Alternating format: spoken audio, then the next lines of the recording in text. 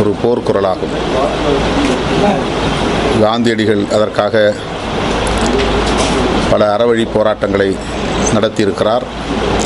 அவருடைய மாணவராக தந்தை பெரியார் தன்னுடைய சொந்த தோட்டத்தில் இருந்த தென்னை மரங்களை வெட்டி எறிந்தார்.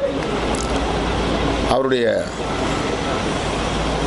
சகோதரிகள், அவருடைய துணைவியார் மது ஒழிப்பு போராட்டத்தை தலைமை தாங்கி நடத்தியிருக்கிறார்கள். இதுவெல்லாம் தமிழகத்தில் ஏற்கனவே நடந்திருக்கிற வரலாறு. புரட்சியாளர் அம்பேத்கர் அவர்கள் மும்பையில், அன்றைய பாம்பே சட்டமன்றத்தில் மதுவிலக்கு எவ்வளவு முக்கியமானது என்பதை வலியுறுத்தி பேசிய வரலாறு பதிவாகியிருக்கிறது. பௌத்தத்தை தழுவிய போது பௌத்தர்களாக உள்ள ஒவ்வொருவரும் ஏற்றுக்கொள்ள வேண்டிய உறுதிமொழிகள் 22. அந்த 22 உறுதிமொழிகளில் மதுவை தொடக்கூடாது என்பதும் ஒன்று. எனவே நாங்கள் கொள்கை ஆசான்களாக ஏற்றுக்கொண்டிருக்கிற புரட்சியாளர் அம்பேத்கர், தந்தை பெரியார் போன்றவர்கள் முன்னெடுத்த போராட்டத்தை இன்றைக்கு வெகுமக்கள் போராட்டமாக நாங்கள் முன்னெடுக்கிறோம். தமிழகத்தில் இந்திய மனித உரிமை கட்சியின் தலைவர், காங்கிரஸ் கட்சியின் தமிழ்நாடு தலைவர் ஐயா இளைய பெருமாள் அவர்கள் இந்த மது ஒழிப்புக்கான களத்தில் பெரும்பங்கு ஆற்றியிருக்கிறார். மது விலக்கை ரத்து செய்த காலத்தில் சட்டமன்றத்திலே கடுமையாக எதிர்த்து பேசியிருக்கிறார், விமர்சனம் செய்திருக்கிறார்.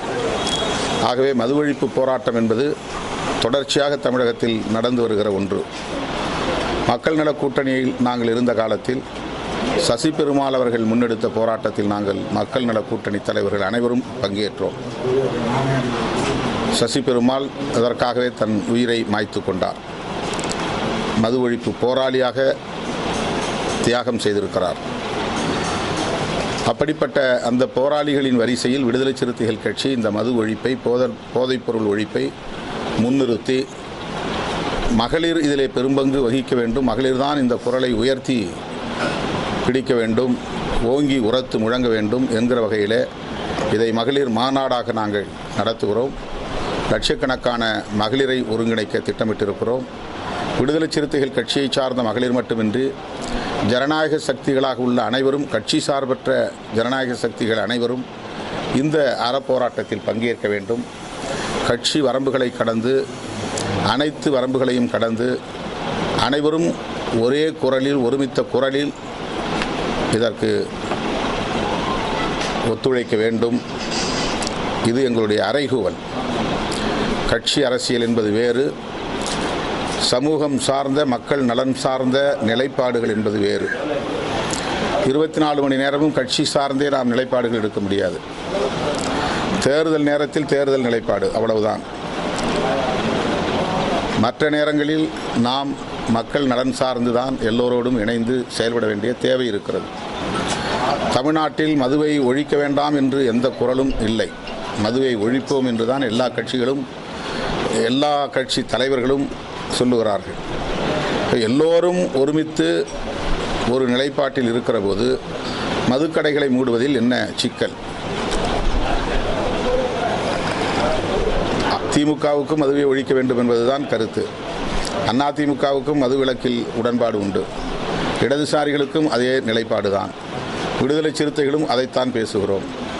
தமிழ்நாட்டில் உள்ள எல்லா கட்சிகளுமே மது விலக்கில் உடன்பாடாக இருக்கிற போது அரசு மதுபான கடைகளை படுஜோராக நடத்த வேண்டிய தேவை என்ன எழுந்தது? அதை ஏன் படிப்படியாக குறைக்கக்கூடாது? அதை ஏன் முற்றாக நாம் ஒழிக்கக்கூடாது? பிற மாநிலங்களுக்கு நாம் ஏன் முன்னோடியாக இருக்கக்கூடாது? பிற மாநிலங்களிலெல்லாம் மதுபானம் வியாபாரம் செய்யப்படுகிறது என்ற காரணத்தை நாம் சொல்ல தேவையில்லை. நாம் பிறருக்கு முன்னோடியாக இருக்கலாம். இன்றைக்கு பீகாரிலே மதுவிலக்கு நடைமுறையில் இருக்கிறது, குஜராத்திலே மதுவிலக்கு நடைமுறையில் இருக்கிறது என்கிற போது ஏன் தமிழ்நாட்டிலே அதை நடைமுறைப்படுத்த முடியாது? மாநில சுயாட்சிக்கு முதல் மாநிலமாக தமிழ்நாடு இருக்கிறது என்று பெருமையோடு சொல்லுகிறோம். மொழி உரிமை போராட்டத்தில் தமிழ்நாடு முதல் மாநிலமாக இருக்கிறது என்று பெருமையோடு சொல்லுகிறோம். வடவர் ஆதிக்கத்தை எதிர்த்து குரல் கொடுக்கக்கூடிய மாநிலங்களில் முதன்மையாக இருப்பது தமிழ்நாடு என்று பெருமையாக சொல்கிறோம். இந்தி திணிப்பை நீட் எதிர்ப்பதிலே தமிழ்நாடு முதன்மையாக இருக்கிறது என்று சொல்லுகிறோம். இப்படி எல்லாவற்றிலும் பிற மாநிலங்களுக்கு முன்னோடியாக வழிகாட்டியாக இருக்கக்கூடிய மாநிலம் மதுவிலக்கை நடைமுறைப்படுத்துவதிலும் பிற மாநிலங்களுக்கு முன்னோடியாக ஏன் இருக்கக்கூடாது என்ற கேள்வியை விடுதலை சிறுத்தைகள் கட்சி எழுப்புகிறது. அந்த அடிப்படையில் தான் இந்த கோரிக்கையை நாம் முன்வைக்கிறோம். இந்த மாநாட்டை நடத்துவதற்கும் 2026 நடைபெறவிருக்கிற சட்டமன்ற தேர்தலுக்கும் முடிச்சு போட தேவையில்லை. அது வேறு, இது வேறு. இதில் எல்லோரும் சேர்ந்து குரல் கொடுக்க வேண்டும் என்று நாங்கள் அறைகூவல் விடுப்பது ஒரு தூய நோக்கத்திற்காகத்தான். இதில் எந்த விதமான உள்நோக்கமும் கிடையாது. எல்லோரும் எல்லாவற்றையும் அரசியலோடு இணைத்து பார்ப்பது, தேர்தலோடு இணைத்து பார்ப்பது, கூட்டணி கணக்குகளோடு இணைத்து பார்ப்பது என்று இதை அணுகுகிறார்கள். விடுதலை சிறுத்தைகள் தேர்தலை தேர்தல் நேரத்தில் மட்டும்தான் பார்க்கும். இந்த நேரம் நாங்கள் அதை ஒரு கருப்பொருளாக வைத்துக்கொண்டு எந்த முடிவையும் எடுக்கவில்லை. இதில் எந்த உள்நோக்கமும் இல்லை. இந்த குரலுக்கு எல்லோரும் ஆதரவு நல்க வேண்டும். ஆட்சியில் இருக்கிற திமுக இதை கனிவோடு பரிசீலிக்க வேண்டும், ஆழமாக பரிசீலிக்க வேண்டும், தீவிரமாக பரிசீலிக்க வேண்டும். 2016 திராவிட முன்னேற்றக் கழகம் வெளியிட்ட தேர்தல் அறிக்கையில் படிப்படியாக மதுவிலக்கை நடைமுறைப்படுத்துவோம் என்கிற வாக்குறுதியை தந்திருக்கிறது. அதை நினைவூட்டுகிறோம். ஆகவே அப்படி ஒரு முடிவை எடுத்தால் திமுக இன்னும் பல 10 ஆண்டுகள் தமிழ்நாட்டின் மக்களின் நன்மதிப்பை பெற்ற, செல்வாக்கை பெற்ற ஒரு இயக்கமாக இருக்கும். அதற்கான ஒரு வாய்ப்பாகவும் இது இருக்கும். எனவே மதுவிலக்கை நடைமுறைப்படுத்துவதற்கு திராவிட முன்னேற்றக் கழகமும் முன்வர வேண்டும் என்கிற வேண்டுகோளை விடுதலை சிறுத்தைகள் கட்சி முன்வைக்கிறது. உங்களோட கருத்துக்கு PKS இளங்கோவன் பதில் சொல்லும்போது இதை முழுமையாக அமல்படுத்த முடியாது, மிகப்பெரிய பின்விளைவுகளை சந்திக்க வேண்டியிருக்கும். எல்லாத்தையும் கணக்கில் எடுத்துக்கலாம். அதனால் முழுமையாக நடைமுறைப்படுத்துவது, மது கடைகளை நடைமுறைப்படுத்துவது எந்த விதத்திலும் நியாயம் இல்லை. ப்ராக்டிக்கலாக என்னென்ன பிரச்சனைகள் வருங்கிறத நம்ம எல்லோரும் டிஸ்கஸ் பண்ணலாம். அதில் பிரச்சனை கிடையாது. ஆனால் 100 விழுக்காடு 45,000 கோடி வருமானம் வந்துச்சு. அடுத்து 50,000 கோடி வருமானம் வரும். இன்னும் நாங்கள் ரொம்ப லக்ஸுரியான பாரெல்லாம் திறக்க போகிறோம், இன்னும் நல்ல ஸ்டாண்டர்டான மதுவை வழங்க போகிறோம் அப்படிங்கிற மாதிரி போகிறது எந்த வகையில் ஏற்புடையதல்ல. நாளுக்கு நாள் அதில் ஒரு அதை குறைச்சிக்கிட்டே வரணும். அந்த வருமானத்தை குறைச்சாதானே, கடைகளை குறைச்சாதானே வருமானம் குறையும். வருமானம் குறையிறது அது இந்த வருமானத்தை வச்சு தான் அரசை நடத்துகிறோம், ஆட்சி நடத்துகிறோம்னு சொன்னால் அதை எந்த வகையிலும் நியாயப்படுத்த முடியாது. அதை நியாயப்படுத்துவதில் எந்த அர்த்தமும் இல்லை. இந்த வருமானத்தை வைத்து ஆட்சி நிர்வாகம் நடத்துவோம் என்று சொல்வதை ஏற்க முடியாது. தொடர்ந்து நீங்கள் மதுவுக்கு எதிர்ப்பு குரல் தெரிவிச்சுட்டு தான் வரீங்க. தமிழக அரசுகிட்ட உங்களுக்கு திருப்திகரமாக பதில் இது வரைக்கும் வந்திருக்கா? உங்களுக்கு தெரிஞ்ச வரைக்கும் நீங்கள் திருப்தி அடைஞ்சிருக்கீங்களா? 3 வருஷம் முடிஞ்சிச்சு. அதான் நீங்கள் சொன்ன மாதிரி இது உடனே ஒரு செகண்டில் அல்லது ஒரு நிமிஷத்தில் எடுக்கிற முடிவு இல்லை. இது ஒரு பெரிய முடிவு, ஒரு பெரிய விஷயம், பெரிய முடிவு. அதனால் நாங்கள் சொன்ன உடனே அவங்க திருப்திகரமாக ஒரு பதில் சொல்லிடுவாங்க அப்படின்னு நாங்கள் எதிர்பார்க்கல. ஆனால் இது சம்பந்தமாக அவங்க ஒரு பாசிட்டிவான நிலைப்பாட்டுக்கு வரணுங்கிறது தான். அவங்களுக்கும் நிச்சயமாக மதுவிலக்கை நடைமுறைப்படுத்தணுங்கிறதுல உடன்பாடு இருக்குது. அது உடன்பாடு இருந்ததுனால தான் தேர்தல் அறிக்கையில் அது பதிவு செஞ்சுருக்காங்க. இன்றைக்கி அது லெட்டர் அண்ட் ஸ்பிரிட்டில் இருக்குது, அவங்களுடைய அறிக்கையிலே இருக்குது. அப்போது அவங்களுக்கு முரணான கருத்தை நாம் சொல்லலை, உடன்பாடான கருத்தை தான் சொல்கிறோம். பதில் உடனே வரணுங்கிறது அவசியம் இல்லை. நாங்கள் கேள்வி கேட்டால் அவங்க பதில் சொல்லணுங்கிறது இல்லை. இது மக்களுடைய கோரிக்கை, மக்களுக்கு அவங்க உரிய ரெஸ்பாண்ட் பண்ணணுங்கிறது தான். மிக முக்கியமான கோரிக்கை பார்க்கப்படுற இந்த விஷயம் இன்னும் 2 ஆண்டுகளில் நிறைவேற்றப்படாமல் போய்விட்டால் தமிழக மக்களுக்கு இல்லை நாம் யூகமான ஒரு கேள்வியை நம்ம இப்படி செய்தால் அப்படி செய்யாவிட்டால் அப்படின்னு நம்ம போக வேண்டாம். ஒரு பாசிட்டிவாக பார்ப்போம். மக்களுடைய கோரிக்கையை நாங்கள் முன்வைக்கிறோம். இந்த கோரிக்கையை ஒரு கட்சியினுடைய கோரிக்கையாக இல்லாமல் பொதுமக்களின் கோரிக்கையாக இதை முன்வைக்கிறோம். அதிலும் குறிப்பாக தாய்மார்களின் கோரிக்கையை அதை முன்வைக்கணுங்கிறது எங்களுடைய விருப்பம். இதற்கு எல்லா சக்திகளும் துணை நின்றால் தான் முடியும். யாரெல்லாம் மதுவை ஒழிக்கணும்னு நினைக்கிறாங்களோ எல்லாரும் கை கோக்கணும். எல்லாரும் கை கோர்த்தா நிச்சயமாக அரசாங்கம் அதுக்குரிய பதிலை சொல்லும். தனிப்பட்ட முறையில் இது திருமாவளவன் குரல்னாக்கா, திருமாவளவனுடைய விடுதலை சிறுத்தைகளின் குரல்னா அது உடனே பதில் சொல்லணுங்கிற தேவை கூட இல்லாமல் போகலாம். இது மக்களுடைய குரல், அதனால் எல்லாரும் சேருவோம். இதே போன்ற திமுக தேர்தலில் பல தேர்தல் வாக்குறுதிகள் நிறைவேற்றப்படும். அதுக்கு எல்லாமே இது போன்ற மது ஒழிப்பு குறித்து இது போன்ற தொடர்ந்து அது மாதிரி நிறைவேற்றப்படாத தேர்தல் வாக்குறுதி குறித்து நீங்கள் போராட்டம் பண்ணிட்டு இந்த மாதிரி முதல்ல இதை பார்ப்போம். இது ரொம்ப பேர்னிங் இஷ்யூ, இது ரொம்ப சென்சிட்டிவான இஷ்யூ. நாம் ஒவ்வொன்றா மற்ற விஷயங்கள் அப்புறம் பேசலாம். இது மது ஒழிப்புங்கிறது ரொம்ப முக்கியமானதாக நாங்கள் பார்க்குறோம். இன்னமும் வந்து கள்ளச்சாராய புழக்கம் இருக்குது. குக்கிராமங்கள் வரையிலும் போதைப்பொருள் புழக்கம் வந்துருச்சு. பள்ளி மாணவர்கள் மத்தியில் இது இன்றைக்கி வந்து கடுமையாக போய்கிட்டு இருக்கு. குறிப்பாக பெண் குழந்தைகளே இதற்கு இரையாகக்கூடிய நிலை உருவாகி இருக்கிறது. பெண்களுக்கு எதிரான வன்கொடுமைகள், பெண்களுக்கு எதிரான கொடூரமான குற்றங்கள், படுகொலைகள், கூட்டு வன்புணர்வு இதுவெல்லாம் வந்து போதைக்கு அடிமையான சக்திகளால் தான் அதிகமாக நிகழ்ந்திருக்கிறது. இன்றைக்கி நிர்பயா கேஸாக இருந்தாலும் சரி, கொல்கத்தா மருத்துவ மாணவிக்கு எதிராக நடந்த இந்த கொடூரமாக இருந்தாலும் சரி, நடந்திருக்கிற பெரும்பாலான பெண்களுக்கு எதிரான வன்கொடுமைகள், கொடூரமான குற்றங்கள் இவை அனைத்தும் போதைக்கு அடிமையான இளைஞர்களால் தான் நிகழ்ந்திருக்கிறது, ஆண்களால் தான் நிகழ்ந்திருக்கிறது. இப்போ இன்றைக்கி வந்து நம்ம குடும்பத்தில் இல்லாமல் இருக்கலாம், நாளைக்கு நம்ம குடும்பத்தில் இது நடக்கலாம், யாருக்கும் இது நடக்கலாம். ஆகவே இது வந்து இருக்கிற கொடுமைகளிலேயே மிகவும் ஒரு சைலண்ட் டிசாஸ்டர்னு இதை சொல்லலாம். ரொம்ப அமைதியாக நடந்துகிட்டு இருக்கிற ஒரு பெரும் பேரிடர், இது ஒரு பேரழிவு, இது அது பாட்டுக்கு நடந்துக்கிட்டு இருக்குது. அதில் என்னென்னா ஹியூமன் ரிசோர்ஸஸ் வந்து நிறைய ஸ்பாயில் ஆகுது. 14-15 வயசில் நேற்று வந்து ஒரு அம்மா, அஞ்சனான்னு ஒரு அம்மா சொன்னாங்க, ஒருத்தர் சின்ன பையங்க குடிக்கிறாங்க, பொட்ட பிள்ளைங்க குடிக்கிறாங்க, எனக்கு அப்படியே வயிறெல்லாம் பதறுது, எனக்கு நேர்ந்த மாதிரி நாளைக்கு இந்த குடும்பங்களை நேர்ந்துடக்கூடாதுன்னு நான் பதறேன். அப்பனை பார்த்து புள்ள குடிக்கிறான், மாமாவை பார்த்து மச்சான் குடிக்கிறான், அம்மாவை பார்த்து மகள் குடிக்கிறா, இது வந்து பரவிக்கிட்டே போகுது, எங்கே போய் முடியுமோ அப்படின்னு அவங்க சொல்கிறாங்க. ஒரு விக்டிம் குரல், விக்டிம்ஸ் வாய்ஸ். இதை வந்து நாம் கடந்து போயிட முடியாது. ஆகவே இது வந்து 100 விழுக்காடு தூய நோக்கமுள்ள, எந்த அரசியல் உள்நோக்கமும் இல்லாத ஒரு களம். இந்த களத்தில் எல்லோரும் கைகோர்க்க வேண்டும். இது எங்களுடைய வேண்டுகோள். அதை பற்றி இன்னும் நாங்கள் முன்னணி தலைவர்கள் உட்கார்ந்து பேசி தான் நாங்கள் யார் யாரை கூப்பிட போகிறோங்கிறத பற்றி இன்னும் 20 நாள் தான் இருக்குது. பட் இன்னும் நாங்கள் அதை 2-3 நாளில் பேசி முடிவு பண்ணுவோம். காலதாமதம் இல்லை. கள்ளக்குறிச்சி சம்பவத்துக்கு பிறகு நாங்கள் ஒரு ஆர்ப்பாட்டம் பண்ணோம். 69 பேர் இறந்தாங்க. நம்ம இது அவ்வப்போது பேசிகிட்டு இருக்கிற விஷயமா இருந்தாலும் அது ஒரு பெரிய ட்ராஜடி இல்லையா? 69 பேர் இறந்தது. அன்றைக்கி நான் 2 நாள் அந்த களத்தில் நின்றுக்கிட்டு இருக்கும்போது மக்கள்கிட்டருந்து எழுந்த கோரிக்கை தான் அது.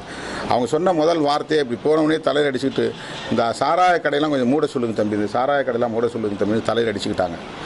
ஜனங்களுடைய குரல் தான் அது. இப்போ அவங்க வந்து கள்ளச்சாராயத்தை நிப்பாட்டுன்னு சொல்லலை. அவங்க வந்து நாம் எல்லாம் கள்ளச்சாராயத்தை பற்றி பேசுகிறோம். கள்ளச்சாராயம் குடித்ததுனால தான் செத்தான், நல்ல சாராயம் குடித்தா செத்துருக்க மாட்டாங்கிற மாதிரியான டிபேட் தான் வந்து மற்றவங்க மத்தியில் போயிட்டுருக்கு, அரசியல் களத்தில் போயிட்டுருக்கு. சாதாரண மக்கள் இந்த சாராய கடைகளை 3 நாளே நாங்கள்லாம் நிம்மதியாக இருக்கோம் அப்படின்னு தான் ஜனங்க சொல்கிறாங்க. இப்போ அவங்க சொன்னதை வச்சு நாங்கள் வந்து ஒரு ஆர்ப்பாட்டம் நடத்தணும் சென்னையில். அந்த ஆர்ப்பாட்டத்தில் செப்டம்பர் 17 இந்த மாநாடு நடத்துகிறதா அறிவித்தோம். செப்டம்பர் 17 தந்தை பெரியாருடைய பிறந்த நாள். ஆனால் இடையில வந்து செஷன் வந்துருச்சு, பார்லிமெண்ட் செஷன். அதில் ஆகஸ்ட் 13 வரல, நாங்கள் 12 வரல அங்கே இருக்க வேண்டியதாகி போச்சு. அதனால் அந்த நேரம் எங்களுக்கு ப்ரிப்பரேட்டரி வேலையை செய்கிறது கூட, தயாரிப்பு வேலையை செய்கிறது கூட ஒரு காலவாசி இல்லைன்றதுனால தள்ளி வச்சுருக்கிறோம். அக்டோபர் 2 இதில் வந்து 3 ஆண்டுகள் கடந்து பண்ணுறோங்கிறதுலாம் இல்லை, தொடர்ந்து நாங்கள் பேசுகிற ஒரு விஷயந்தான். அப்போ அதிகம் கவனிக்கப்படலை. இப்போது இது ஒரு கவனிக்கப்படக்கூடிய ஒரு காலம் கணிந்திருப்பதாக நான் கருதுகிறேன். ஊடகம் உள்ளிட்ட அனைவரும் இந்த கோரிக்கைக்கு ஒத்துழைக்க வேண்டும்.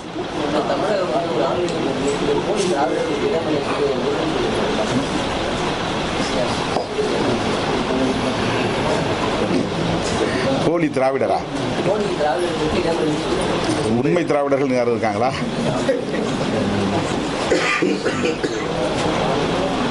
கருத்து சொல்ல ஒன்றும் இல்லை, நோ கமெண்ட்ஸ். 2 நாளா நீங்க அழைப்பு கொடுத்த ஒரு விஷயம், அதிமுகவும் பங்கேற்கலாம் அப்படின்ற விஷயம், பல்வேறு யூகங்கள், பல்வேறு அரசியல் கட்சி தலைவர்களோட பேட்டி இதெல்லாம் பார்த்தீங்கன்னா கூட்டணி வரைக்கும் கொண்டு போய் நிறுத்திட்டாங்க. எல்லாத்துக்கும் பதில் சொல்ற மாதிரி ஒரு கருத்து, உங்களோட பதில் என்ன சார்? நான் முதல்ல சொல்லிட்டேன், இதை வந்து தேர்தல் அரசியலோடு கூட்டணி அரசியலோடு முடிச்சு போட வேண்டாம். அப்படி முடிச்சு போட்டால் இதனுடைய நோக்கம், இந்த நோக்கத்தில் உள்ள தூய்மை களங்கமாகிவிடும். நாங்கள் இதை வந்து உண்மையிலேயே மதுவை ஒழிக்கக்கூடிய அனைத்து ஜனநாயக சக்திகளையும் ஒருங்கிணைக்க விரும்புகிறோம். மதுவை ஒழிக்க வேண்டும் என்று உடன்பாடுள்ள கட்சிகள் என்று இந்த பட்டியலை நான் சொன்னேன். திமுகவுக்கும் உடன்பாடு உண்டு, அதிமுகவுக்கும் உடன்பாடு உண்டு, இடதுசாரிகளுக்கும் உடன்பாடு உண்டு. எல்லோரும் ஒரே மேடையில் இருக்க வேண்டிய ஒரு பிரச்சனை இது. அப்போ பத்திரிகையாளர்கள் கேட்டாங்க, அதிமுகவும் பங்கேற்கலாம். மதுவை ஒழிக்கிறதுக்காக என் கை கோக்கூடாதா அதிமுகவோட? ஈழத்தமிழர் பிரச்சனைக்காக நாங்கள் திமுக கூட்டணியில் இருக்கும்போதே அதிமுக சசிகலா நடராஜன் அவர்களோடும் பழ நெடுமாறன் அவர்களோடும் பாமக நிறுவனர் ராமதாஸ் அவர்களோடும் அந்த கூட்டணியில் உள்ள தலைவர்களோடும் நான் கைகோர்த்தேன். அப்போ நான் திமுக கூட்டணியில் தான் இருந்தோம். இந்த கூட்டணியில் இருக்கிறவங்க எங்களை வந்து தப்பாக நினைப்பாங்க நாங்கள் கருதலை. அவங்க திமுக கூட்டணியில் இருக்கிறவங்கள சேர்த்துக்க கூடாதுன்னு தயங்கினாங்க. நான் விடலை. நான் ஈழத்தமிழர் பிரச்சனைக்காக நான் நிற்கிறேன். எனக்கு கூட்டணி பெருசு இல்லை. திமுக என்ன எப்படி நினைச்சாலும் பரவாயில்லை. ஆனால் நான் ஈழத்தமிழர் பிரச்சனைக்காக உங்களோட நிற்கிறேன்னு அன்றைக்கி நான் நின்னேன். 2009 தேர்தல் வந்தப்போ நாங்கள் இருந்த கூட்டணியிலே தொடர்ந்தோம். அவ்வளோதான். ஒரு கூட்டணி விட்டு நான் தாவலை. நாங்கள் ஏற்கனவே 2006 உள்ளாட்சி தேர்தலிருந்து திமுக கூட்டணியில் இருந்தோம். 2009 ஈழத்தமிழர் பிரச்சனை வந்த நேரத்தில் நான் தனியாக போய் உண்ணாவிரத போராட்டத்தில் இருந்தோம். நான் எல்லா கட்சிகளையும் கூப்பிட்டு பார்த்தேன், யாரும் வரல. உண்ணாவிரதம் இருப்போம் வாங்கன்னு பாமக உட்பட கடைசி வரலும் போய் உட்காந்து நாங்கள் கெஞ்சி பார்த்தோம். ஒரு கட்சிக்கு ஒருத்தர் உட்காருவோம், நம்ம உண்ணாவிரதம் சாகுமுறை உண்ணாவிரதம்னு. யாருமே ஒத்துழைக்கல. எல்லாம் பொங்கல் கொண்டாடி இருந்தாங்க. நான் மட்டும் போய் சாகுமுறை உண்ணாவிரதம் இருந்தேன். 4 நாள் தான் இருக்க முடிஞ்சுது. அதுக்கு பிறகு மருத்துவர் ராமதாஸுடைய வேண்டுகோளை ஏற்று தான் நான் அந்த போராட்டத்தை முடித்தேன். அதற்கு பிறகு அவங்க என்னை விட்டுட்டு, ஏன்னா நான் திமுக கூட்டணியில் இருக்கிறேன்னு என்னை விட்டுட்டு அவங்க தனியாக ஆர்கனைஸ் ஆகி போனாங்க. நான் சொன்ன ஈழத்தமிழர் பிரச்சனையில் விடுதலை சிறுத்தைகள் தொடர்ந்து போராடிட்டு இருக்கிறோம். எங்களுக்கு கூட்டணி முக்கியம் இல்லை, தேர்தல் அரசியல் முக்கியம் இல்லை. நான் உங்களோட இணைந்து வேலை செய்வோம். நாங்களே இணைந்து வேலை செய்வோம். கிட்டத்தட்ட 1.5 வருஷம் நாங்களோட இணைந்து போனோம். தேர்தல் நேரத்தில் நாங்கள் மறுபடியும் திமுக கூட்டணிக்கு அதே கூட்டணியில் தான் இருந்தோம். அதே கூட்டணியில் தொடர்ந்தோம். அந்த மாதிரி ஒரு கூட்டணியில் இருந்தால் இன்னொரு கூட்டணி எடுக்கிற நல்ல பிரச்சனையில் பேசக்கூடாது, கைகோக்கக்கூடாதுங்கிறதெல்லாம் தவறான ஒரு அணுகுமுறை. அதனால் நாங்கள் இந்த மது ஒழிப்புக்கு உண்மையிலேயே அதிமுக இந்த மதுக்கடையில் மூடணும்னு நினச்சா வரட்டும், மேடையில் பேசட்டும். அதில் எங்களுக்கு ஒன்றும் ஆட்சேபனை கிடையாது. பாமகவும் பாஜகவும் நாங்கள் வேண்டான்னு சொல்கிறது காரணம் அடிப்படையிலே அவங்க ரொம்ப ஃபண்டமெண்டலிஸ்ட். அவங்களுக்கு எந்த சூழலிலும் சாதியமும் மதத்தையும் விட முடியாது. அவங்க எல்லாத்துலேயும் சாதிய மதத்தையும் அரசியல் ஆதாயத்துக்கு பயன்படுத்தக்கூடியவர்கள்ங்கிறத அப்பப்போ ப்ரூவ் பண்ணிட்டாங்க. அதில் அவங்க ஒரு டெமோக்ராட்டிக்காக இல்லை. அதனால் நாங்கள் ஒரு நிலையான முடிவாக எடுத்துட்டோம்.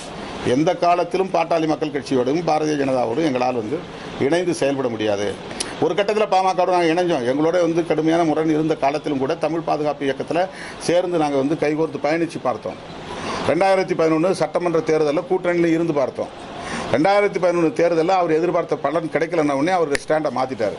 உடனே விசிகாவுக்கு எதிராக திருமாவளவனுக்கு எதிராக பேசினாதான் நம்ம சாதி சனத்து ஓட்டை கன்சால்டேட் பண்ண முடியும்னு அவர் ஒரு கணக்கு எடுத்து சோஷியல் இன்ஜினியரிங்கிற பேரில் விசிகாவுக்கு எதிரான அரசியல் அவர் கையில் எடுத்தார். எல்லாமே அவர் தான். சேர்ந்ததும் அவர் தான், விலகினதும் அவர் தான், எதிர்த்ததும் அவர் தான். நாங்கள் அதுக்கு ஒத்துழைப்பு கொடுத்தோம். அப்போ அதில் 2011 ரிசல்ட் 33 தொகுதியில் நின்று 3 தொகுதி தான் ஜெயித்தாங்க. 30 தொகுதியில் தோற்று போயிட்டாங்க. திமுக, விசிகா, பாமக. நார்த்தில் இந்த 3 கட்சி சேர்ந்தா போதும் ஸ்வீப் வரும்னு அவங்க கணக்கு போட்டாங்க. ஸ்வீப் வரல. அதுக்கு வெவ்வேறு காரணங்கள். ஆனால் அவர் என்ன நினச்சிட்டாருன்னா, விசிகாவோட சேர்ந்ததுனால வன்னியர் ஓட்டு கிடைக்கல, அதனால் இனிமேல் நம்ம விசிகாவோட சேரக்கூடாது, விசிகாவை எதிர்த்தா தான் இனிமேல் நம்ம சொந்த சாதி வாக்குகளை திரட்ட முடியும் அப்படின்னு கணக்கு போட்டு தான் தருமபுரியை டார்கெட் பண்ணி அடித்தாங்க. வெறுப்பு அரசியலை விதைச்சாங்க. அது சோஷியல் இன்ஜினியரிங் அவங்க அந்த வார்த்தையை பயன்படுத்தினாங்க. இது அவங்க எடுத்த நிலைப்பாடு. அதற்கு பிறகு நாங்கள் ஒரு முடிவு எடுத்தோம். அதுக்கு பிறகு தான் நாங்கள் எடுத்தோம். சேரக்கூடாதுலாம் இல்லை. நாங்கள் முதல்ல முரண் இருந்தாலும் கூட தமிழ் பாதுகாப்புக்கு இயக்கத்துக்காக காசி அனந்தன் ஐயா, வீரசந்தானம் ஐயா, கவிஞர் அறிவுமதி அண்ணன் இவங்கெல்லாம் சேர்ந்து நம்மலாம் ஒன்றா சேரணும் தம்பி, சாதியெல்லாம் மறந்துடும். அப்போ நாங்கள் உடனே கை கோர்த்தோம். எல்லாத்தையும் மறந்துட்டு கை கோர்த்தோம். நாங்கள் ஒத்துழைப்பு கொடுத்தோம். நாங்கள் பல விஷயங்களாக விட்டுட்டு அரசியலுக்காக கை கோர்த்தோம். அன்னைக்கு நம்ம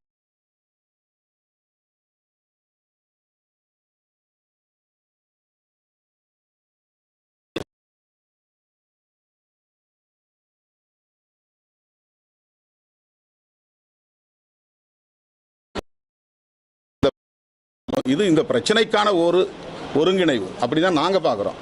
இந்த தேர்தலை பார்க்கலன்னு சொல்றீங்க.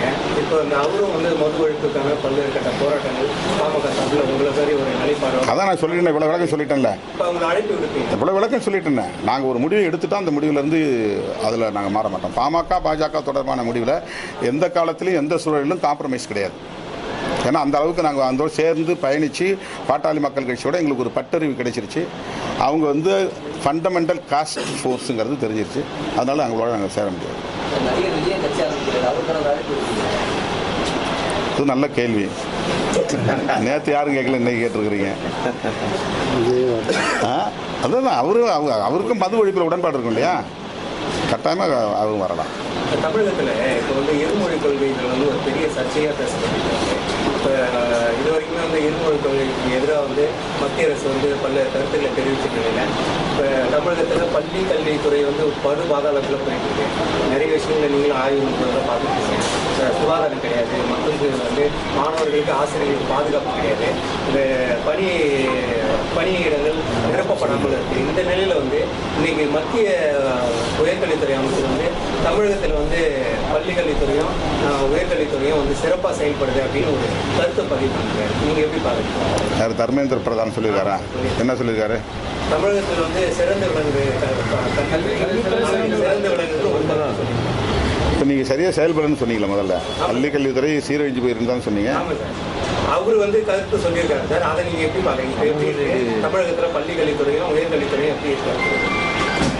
ஏன்னா இது வரைக்குமே இருமொழி கொள்கையில எதிர்ப்பாக வந்து ஒரு கருத்துக்களை பதிவிட்டு இருந்த அதே வந்து மத்திய மந்திரி இன்னைக்கு வந்து தமிழகத்தில் வந்து கல்வித்துறை வந்து சிறந்து விளங்குதுன்னு ஒரு கருத்தை பதிவிட்டாங்க. இதை நீங்கள் திமுகவுடைய கொள்கை பகைவர்களே பாராட்டுகிறார்கள் என்றால் அது சிறப்பாக இருக்கிறது தான் அர்த்தம். அவங்க கொள்கை எதிரிகள் தான் பாஜக. திமுகவினுடைய கொள்கை எதிரிகளே திமுக அரசின் நிர்வாகத்தை, ஆட்சி நிர்வாகத்தை, பள்ளி கல்வித்துறை உயர்கல்வித்துறை நிர்வாகத்தை பாராட்டுகிறார்கள் என்றால் சிறப்பாக இருக்கிறது என்றுதான் பொருள்.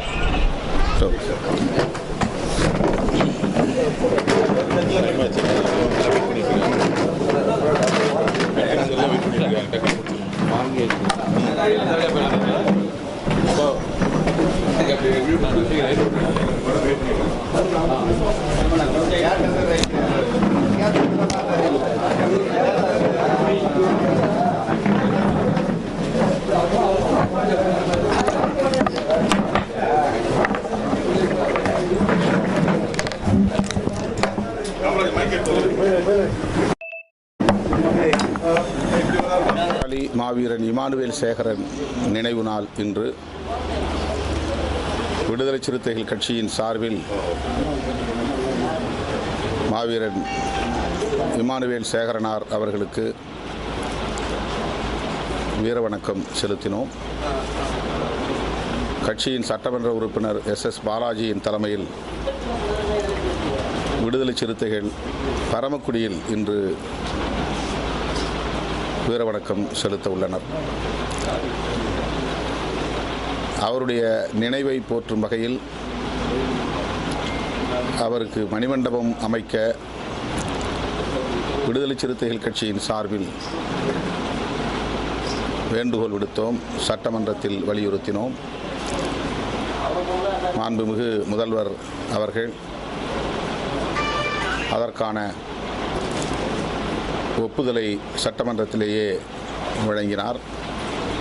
அரசாணை பிறப்பித்து இப்போது மணிமண்டபம் கட்டப்பெற்று வருகிறது. இந்த நாளில் தமிழக அரசுக்கு, குறிப்பாக மாண்புமிகு முதல்வர் அவர்களுக்கு விடுதலை சிறுத்தைகள் கட்சியின் சார்பில் மீண்டும் எமது நெஞ்சார்ந்த நன்றியை உரித்தாக்குகிறோம். வருகிற அக்டோபர் 2ஆம் தேதி விடுதலை சிறுத்தைகள் கட்சியின் சார்பில் மது மற்றும் போதைப்பொருள் ஒழிப்பு மகளிர் மாநாடு ஒன்றை நடத்துகிறோம். மதுவை, போதைப் பொருள்களை முற்றாக ஒழிக்க வேண்டும் என்பது காலங்காலமாக ஒலித்து வருகிற ஒரு போர்க்குரலாகும். காந்தியடிகள் அதற்காக பல அறவழி போராட்டங்களை நடத்தியிருக்கிறார்.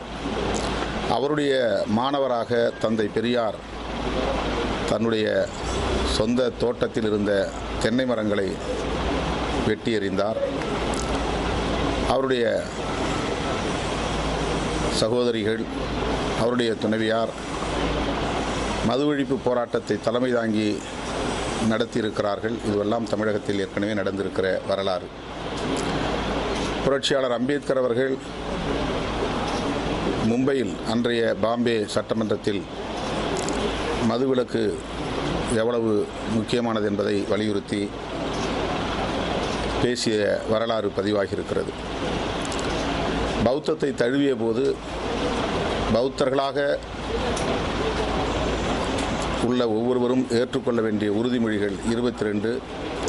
அந்த 22 உறுதிமொழிகளில் மதுவை தொடக்கூடாது என்பதும் ஒன்று. எனவே நாங்கள் கொள்கை ஆசான்களாக ஏற்றுக்கொண்டிருக்கிற புரட்சியாளர் அம்பேத்கர், தந்தை பெரியார் போன்றவர்கள் முன்னெடுத்த போராட்டத்தை இன்றைக்கு வெகுமக்கள் போராட்டமாக நாங்கள் முன்னெடுக்கிறோம். தமிழகத்தில் இந்திய மனித உரிமை கட்சியின் தலைவர், காங்கிரஸ் கட்சியின் தமிழ்நாடு தலைவர் ஐயா இளைய பெருமாள் அவர்கள் இந்த மது ஒழிப்புக்கான களத்தில் பெரும்பங்கு ஆற்றியிருக்கிறார். மது விலக்கை ரத்து செய்த காலத்தில் சட்டமன்றத்திலே கடுமையாக எதிர்த்து பேசியிருக்கிறார், விமர்சனம் செய்திருக்கிறார். ஆகவே மது ஒழிப்பு போராட்டம் என்பது தொடர்ச்சியாக தமிழகத்தில் நடந்து வருகிற ஒன்று. மக்கள் நல கூட்டணியில் நாங்கள் இருந்த காலத்தில் சசி பெருமாள் அவர்கள் முன்னெடுத்த போராட்டத்தில் நாங்கள் மக்கள் நல கூட்டணி தலைவர்கள் அனைவரும் பங்கேற்றோம். சசி பெருமாள் அதற்காகவே தன் உயிரை மாய்த்து கொண்டார். மது ஒழிப்பு போராளியாக தியாகம் செய்திருக்கிறார். அப்படிப்பட்ட அந்த போராளிகளின் வரிசையில் விடுதலை சிறுத்தைகள் கட்சி இந்த மது ஒழிப்பை, போதைப்பொருள் ஒழிப்பை முன்னிறுத்தி மகளிர் இதிலே பெரும்பங்கு வகிக்க வேண்டும், மகளிர்தான் இந்த குரலை உயர்த்தி பிடிக்க வேண்டும், ஓங்கி உரத்து முழங்க வேண்டும் என்கிற வகையில் இதை மகளிர் மாநாடாக நாங்கள் நடத்துகிறோம். லட்சக்கணக்கான மகளிரை ஒருங்கிணைக்க திட்டமிட்டிருக்கிறோம். விடுதலை சிறுத்தைகள் கட்சியை சார்ந்த மகளிர் மட்டுமின்றி ஜனநாயக சக்திகளாக உள்ள அனைவரும், கட்சி சார்பற்ற ஜனநாயக சக்திகள் அனைவரும் இந்த அறப்போராட்டத்தில் பங்கேற்க வேண்டும். கட்சி வரம்புகளை கடந்து, அனைத்து வரம்புகளையும் கடந்து அனைவரும் ஒரே குரலில், ஒருமித்த குரலில் இதற்கு ஒத்துழைக்க வேண்டும். இது எங்களுடைய அறைகூவல். கட்சி அரசியல் என்பது வேறு, சமூகம் சார்ந்த, மக்கள் நலன் சார்ந்த நிலைப்பாடுகள் என்பது வேறு. 24 மணி நேரமும் கட்சி சார்ந்தே நாம் நிலைப்பாடுகள் எடுக்க முடியாது. தேர்தல் நேரத்தில் தேர்தல் நிலைப்பாடு, அவ்வளவுதான். மற்ற நேரங்களில் நாம் மக்கள் நலன் சார்ந்து தான் எல்லோரோடும் இணைந்து செயல்பட வேண்டிய தேவை இருக்கிறது. தமிழ்நாட்டில் மதுவை ஒழிக்க வேண்டாம் என்று எந்த குரலும் இல்லை. மதுவை ஒழிப்போம் என்று தான் எல்லா கட்சிகளும், எல்லா கட்சி தலைவர்களும் சொல்லுகிறார்கள். எல்லோரும் ஒருமித்து ஒரு நிலைப்பாட்டில் இருக்கிற போது மதுக்கடைகளை மூடுவதில் என்ன சிக்கல்? திமுகவுக்கும் மதுவை ஒழிக்க வேண்டும் என்பதுதான் கருத்து. அதிமுகவுக்கும் மது விலக்கில் உடன்பாடு உண்டு. இடதுசாரிகளுக்கும் அதே நிலைப்பாடு தான். விடுதலை சிறுத்தைகளும் அதைத்தான் பேசுகிறோம். தமிழ்நாட்டில் உள்ள எல்லா கட்சிகளுமே மது விலக்கில் உடன்பாடாக இருக்கிற போது அரசு மதுபான கடைகளை படுஜோராக நடத்த வேண்டிய தேவை என்ன எழுந்தது? அதை ஏன் படிப்படியாக குறைக்கக்கூடாது? அதை ஏன் முற்றாக நாம் ஒழிக்கக்கூடாது? பிற மாநிலங்களுக்கு நாம் ஏன் முன்னோடியாக இருக்கக்கூடாது? பிற மாநிலங்களிலெல்லாம் மதுபானம் வியாபாரம் செய்யப்படுகிறது என்ற காரணத்தை நாம் சொல்ல தேவையில்லை. நாம் பிறருக்கு முன்னோடியாக இருக்கலாம். இன்றைக்கு பீகாரிலே மதுவிலக்கு நடைமுறையில் இருக்கிறது, குஜராத்திலே மதுவிலக்கு நடைமுறையில் இருக்கிறது என்கிற போது ஏன் தமிழ்நாட்டிலே அதை நடைமுறைப்படுத்த முடியாது? மாநில சுயாட்சிக்கு முதல் மாநிலமாக தமிழ்நாடு இருக்கிறது என்று பெருமையோடு சொல்லுகிறோம். மொழி உரிமை போராட்டத்தில் தமிழ்நாடு முதல் மாநிலமாக இருக்கிறது என்று பெருமையோடு சொல்லுகிறோம். வடவர் ஆதிக்கத்தை எதிர்த்து குரல் கொடுக்கக்கூடிய மாநிலங்களில் முதன்மையாக இருப்பது தமிழ்நாடு என்று பெருமையாக சொல்லுகிறோம். இந்தி திணிப்பை, நீட் எதிர்ப்பை எதிர்ப்பதிலே தமிழ்நாடு முதன்மையாக இருக்கிறது என்று சொல்லுகிறோம். இப்படி எல்லாவற்றிலும் பிற மாநிலங்களுக்கு முன்னோடியாக, வழிகாட்டியாக இருக்கக்கூடிய மாநிலம் மதுவிலக்கை நடைமுறைப்படுத்துவதிலும் பிற மாநிலங்களுக்கு முன்னோடியாக ஏன் இருக்கக்கூடாது என்ற கேள்வியை விடுதலை சிறுத்தைகள் கட்சி எழுப்புகிறது. அந்த அடிப்படையில் தான் இந்த கோரிக்கையை நாம் முன்வைக்கிறோம். இந்த மாநாட்டை நடத்துவதற்கும் 2026 நடைபெறவிருக்கிற சட்டமன்ற தேர்தலுக்கும் முடிச்சு போட தேவையில்லை. அது வேறு, இது வேறு. இதில் எல்லோரும் சேர்ந்து குரல் கொடுக்க வேண்டும் என்று நாங்கள் அறைகூவல் விடுப்பது ஒரு தூய நோக்கத்திற்காகத்தான். இதில் எந்த விதமான உள்நோக்கமும் கிடையாது. எல்லோரும் எல்லாவற்றையும் அரசியலோடு இணைத்து பார்ப்பது, தேர்தலோடு இணைத்து பார்ப்பது, கூட்டணி கணக்குகளோடு இணைத்து பார்ப்பது என்று இதை அணுகுகிறார்கள். விடுதலை சிறுத்தைகள் தேர்தலை தேர்தல் நேரத்தில் மட்டும்தான் பார்க்கும். இந்த நேரம் நாங்கள் அதை ஒரு கருப்பொருளாக வைத்துக்கொண்டு எந்த முடிவையும் எடுக்கவில்லை. இதில் எந்த உள்நோக்கமும் இல்லை. இந்த குரலுக்கு எல்லோரும் ஆதரவு நல்க வேண்டும். ஆட்சியில் இருக்கிற திமுக இதை கனிவோடு பரிசீலிக்க வேண்டும், ஆழமாக பரிசீலிக்க வேண்டும், தீவிரமாக பரிசீலிக்க வேண்டும். 2016 திராவிட முன்னேற்றக் கழகம் வெளியிட்ட தேர்தல் அறிக்கையில் படிப்படியாக மதுவிலக்கை நடைமுறைப்படுத்துவோம் என்கிற வாக்குறுதியை தந்திருக்கிறது. அதை நினைவூட்டுகிறோம். ஆகவே அப்படி ஒரு முடிவை எடுத்தால் திமுக இன்னும் பல 10 ஆண்டுகள் தமிழ்நாட்டின் மக்களின் நன்மதிப்பை பெற்ற செல்வாக்கை பெற்ற ஒரு இயக்கமாக இருக்கும். அதற்கான ஒரு வாய்ப்பாகவும் இது இருக்கும். எனவே மதுவிலக்கை நடைமுறைப்படுத்துவதற்கு திராவிட முன்னேற்றக் கழகமும் முன்வர வேண்டும் என்கிற வேண்டுகோளை விடுதலை சிறுத்தைகள் கட்சி முன்வைக்கிறது.